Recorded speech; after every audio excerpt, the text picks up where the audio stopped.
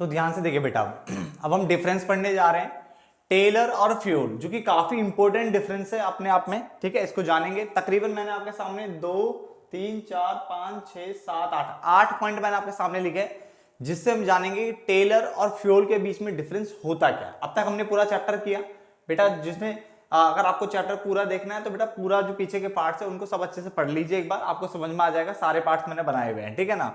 अभी हम बात कर रहे हैं टेलर और फ्यूल के बीच में। सबसे पहला है हमारे डिफरेंस का जो आधार है वो है संदर्भ। तो उसने बोला टेलर ने अपने सिद्धांत तथा तकनीकें जो भी हैं, तकनीकें निम्न स्तर को ध्यान में रखकर दिए। यानी जो टेलर है उसने अपने सिद्धांत जो भी तकनीकें थी वो निम्न स्तर को ध्यान में रखकर दी। ये समझ में आ गया।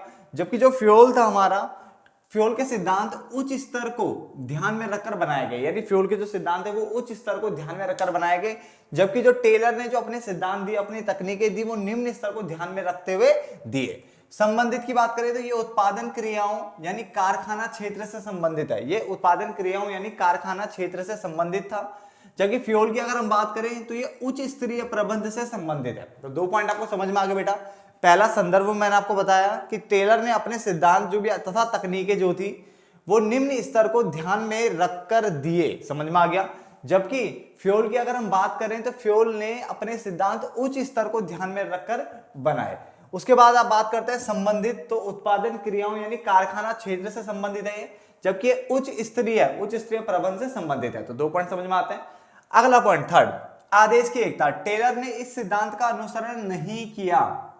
टेलर ने इस सिद्धांत का अनुसरण नहीं किया और कार्यात्मक फोरमेनशिप पर बल दिया। बेटा कार्यात्मक फोरमेनशिप हमने अभी थोड़े टाइम पहले ही लास्ट पार्ट में पढ़ा था, ठीक है, जिसमें मैंने बताया था कि इसमें एक ही समय पर जो श्रमिक है वो 8 बंदों के नीचे काम करते हैं। 4 यहाँ पे थे, टोली नायक, गति नायक, ये सब इधर भी थे आपके पास, है ना, जो रूट क्लर्क था, इंस्ट्रक्शन कार्ड क्लर्क था, इस टाइप के पढ़ाई थे हमने। तो 8 बंदों के नीचे काम करता है। तो इसका मतलब आदेश की एकता तो यहाँ पे माने नहीं जा रही बिल्कुल भी। तो इसने आदेश की एकता का जो सिद्धांत था उसका अनुसरण नहीं किया और कार्यात्मक फोरमेनशिप यानी एक ही बार में 8 बंदों के नीचे काम करने पर बल दिया।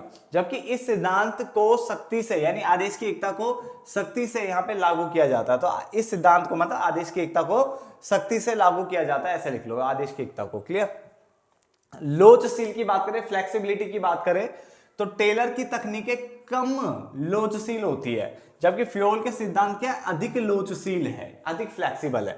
तो ये कम फ्लेक्सिबल है तथा इन्हें विशेष परिस्थितियों में ही लागू किया जाता है। बेटा सिर्फ विशेष यानी स्पेशल जो परिस्थिति आएगी है ना, उसी में ही इनको क्या करेंगे, लागू किया जाता है। जबकि ये सिद्धांत अधिक लोचशील है तथा ये सार्वभौमिक रूप से यानी सार्वभौमिक रूप से, ठीक है, लागू होते हैं। ठीक है, जनरल है, कर सकते हैं लागू, कोई दिक्कत नहीं है इनमें। ठीक है, इसमें कोई विशेष परिस्थिति वाली बात नहीं आती है। उसके बाद ध्यान का केंद्र की अगर हम बात करें तो कार्य के सरलीकरण, काम को सरल सिंप्लीफिकेशन तरीके से करना, समय, गति, जो हमने 9 पॉइंट पढ़े, ठीक है, उनकी बात कर रहे हैं। अध्ययन आदि के द्वारा उत्पादकता में वृद्धि करना, यानी जो ध्यान का केंद्र था वो जो 9 तरीके हैं, उन 9 तरीकों को देखना जो हमने पढ़े थे बेटा। ठीक है, तो उनमें जैसे 3 मैंने लिखे, कार्य का सरलीकरण, समय, गति, अध्ययन, ठीक है, उसमें थकान वाला भी था, बहुत सारे थे। तो आदि के द्वारा उत्पादकता में वृद्धि करना, यानी इन सबको देखते हुए उत्पादन को बढ़ाना, ये यहाँ पे काम था, क्योंकि कारखाना क्षेत्र से संबंधित है ना ये। जबकि यहाँ पे विभिन्न सिद्धांतों का पालन करके, यानी विभिन्न सिद्धांतों का पालन करके संपूर्ण प्रशासन में यानी पूरे प्रशासन में क्या लेके आना, सुधार लेके आना। तो बेटा देखो कितने पॉइंट हो गए, 1 2 3 4 5 पॉइंट हो गए। मैं रिपीट कर देता हूं ताकि आपको यहीं पे याद हो जाए, घर पे दोबारा देखने की जरूरत ना पड़े। बेटा नोट डाउन जरूर कर लेना। ठीक है, टेलर ने अपने सिद्धांत तथा तकनीकी निम्न स्तर को ध्यान में रखकर दिए, जबकि फ्यूल ने सिद्धांत जो थे वो उच्च स्तर को ध्यान में रखकर दिए। मैंने यहाँ पे बोला उत्पादन क्रियाओं या कारखाना क्षेत्र से संबंधित है, ये उच्च स्तरीय प्रबंध से संबंधित है। आदेश की एकता की बात करें तो टेलर ने इस सिद्धांत को का अनुसरण नहीं किया, इसका पालन नहीं किया और कार्यात्मक फोरमेनशिप पर बल दिया, जिसमें 8 बंदों के नीचे आप काम करते हो। ठीक है ना, जबकि यहाँ पे आदेश की एकता जो थी उसको, उस सिद्धांत को सख्ती से लागू किया जाता है। उसके बाद मैंने लोचशील की बात करी तो मैंने कहा टेलर की जो तकनीक है वो कम लोचशील होती है और इन्हें सिर्फ विशेष परिस्थितियों में ही लागू किया जाता है, जबकि फ्यूल के सिद्धांत अधिक लोचशील होते हैं और तथा ये सार्वभौमिक रूप से लागू होते हैं, हर जगह हो जाएंगे। ठीक है ना। ध्यान का केंद्र की अगर हम बात करें तो कार्य के सरलीकरण, समय, गति, थकान, इन सब के बाद मानसिक जो क्रांति था, वो इतने सारे पॉइंट थे, उनके द्वारा उत्पादकता को बढ़ाना, ये सब पे इस पे ध्यान फोकस है, उत्पादन को बढ़ाना, जबकि विभिन्न सिद्धांतों का पालन करके संपूर्ण प्रशासन में क्या लेके आना, सुधार लाना। तो क्लियर हो गया 5 पॉइंट तो आपको अच्छे से। अब अगला पॉइंट हमारे पास फिर है वर्णन। बेटा क्या है? वर्णन। तो टेलर के योगदान को वैज्ञानिक प्रबंध के रूप में व्यक्त किया जाता है। बेटा किसमें? वैज्ञानिक प्रबंध के रूप में। तो टेलर का जो योगदान था उसको वैज्ञानिक प्रबंध के रूप में व्यक्त किया गया, यानी उसको वर्णन वहां पे इस तरह से वैज्ञानिक प्रबंध के रूप में, ठीक है ना। जबकि फ्योल के योगदान को प्रशासन की सामान्य विचारधारा के रूप में व्यक्त किया गया। तो इसको कैसे किया गया? वैज्ञानिक प्रबंध के रूप में व्यक्त किया गया, और इसको कैसे किया? प्रशासन की सामान्य विचारधारा। क्लियर।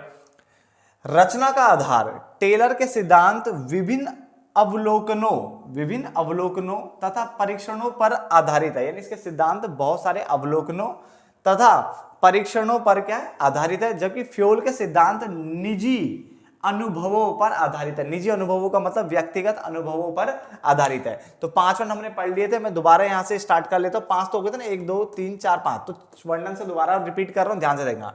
टेलर का जो योगदान था, टेलर के योगदान को वैज्ञानिक प्रबंध के रूप में, किस रूप में? वैज्ञानिक, साइंटिफिक तो सीखा था ना, तो वैज्ञानिक प्रबंध के रूप में व्यक्त किया गया। जबकि फ्योल के योगदान को प्रशासन की सामान्य विचारधारा, जो जर्नल एक तरह से गाइडलाइंस होती है ना, उस टाइप से, तो फ्योल के सिद्धांत को प्रशासन की सामान्य विचारधारा के रूप में व्यक्त किया गया। क्लियर। रचना का आधार टेलर के सिद्धांत विभिन्न अवलोकनों तथा परीक्षणों पर आधारित है। विभिन्न अवलोकनों तथा परीक्षणों पर क्या है? आधारित है। जबकि हम दूसरे की बात करें तो वो निजी अनुभवों पर आधारित है। बेटा किस पर आधारित है? निजी अनुभवों पर आधारित है। निजी मतलब यहाँ पे व्यक्तिगत हो गया, उन अनुभवों पर यहाँ पे आधारित है इसके सिद्धांत। क्लियर हो गया।